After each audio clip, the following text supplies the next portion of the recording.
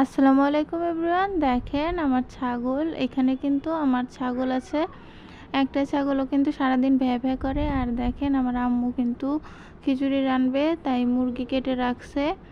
এখানে মুরগি কিন্তু সুন্দর করে কেটে নিচ্ছে আমার আম্মু। এখানে দেখেন নাড়ি ভুড়ি আলাদা করে নিচ্ছে মুরগি থেকে। খিচুড়ির জন্য কিন্তু একবারে ফ্রেশ মাংসটা নিবে। এখানে একটা আস্ত মুরগি ভালো করে কেটে নিচ্ছে। দেখেন বন্ধুরা আমার পেজটি আপনারা সবাই সাবস্ক্রাইব করবেন, আমার চ্যানেলটি সবাই সাবস্ক্রাইব করবেন, লাইক দিবেন এবং শেয়ার করবেন। বন্ধুরা দেখেন এখানে কড়াইতে মরিচ, পেঁয়াজ এবং তেজপাতা দিয়ে দিছে। এইগুলো কিন্তু ভালোভাবে ভেজে নিবে। প্রথমে এটা কিন্তু সুন্দর করে নাড়াচাড়া করতেছে, না হলে কিন্তু এটা পুরা লেগে যাবে।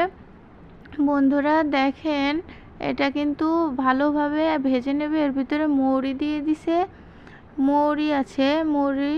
আর দেখেন এখানে মাংসটা দিয়ে দিছে। মাংসটা কিন্তু ভেজে নেওয়া লাগবে সুন্দর করে, না হলে কিন্তু এর ভিতর থেকে খারাপ একটা ফ্লেভার আসবে। আর এটা কিন্তু যত ভাজা হবে মাংসটা খেতেও কিন্তু স্বাদ হবে।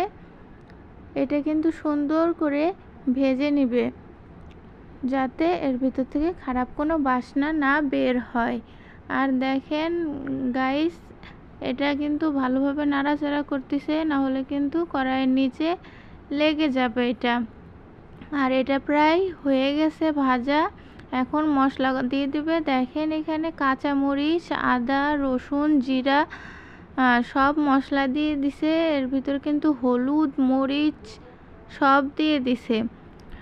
সব গুঁড়া মশলাও দেওয়া শেষ। এখন এটা ভালোভাবে কষিয়ে নিবে, কারণ রান্না যত কষানো হবে এর স্বাদটাও কিন্তু তত দ্বিগুণ হয়ে যাবে। কষানোর উপরেই কিন্তু রান্নার স্বাদটা নির্ভর করে। দেখেন এখানে লেবু চিপে দেওয়া হয়ে গেছে।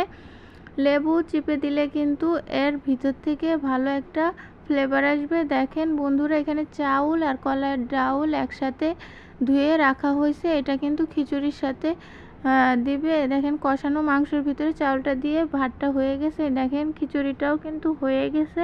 খিচুড়ির কালারটা দেখেন কি সুন্দর হয়েছে।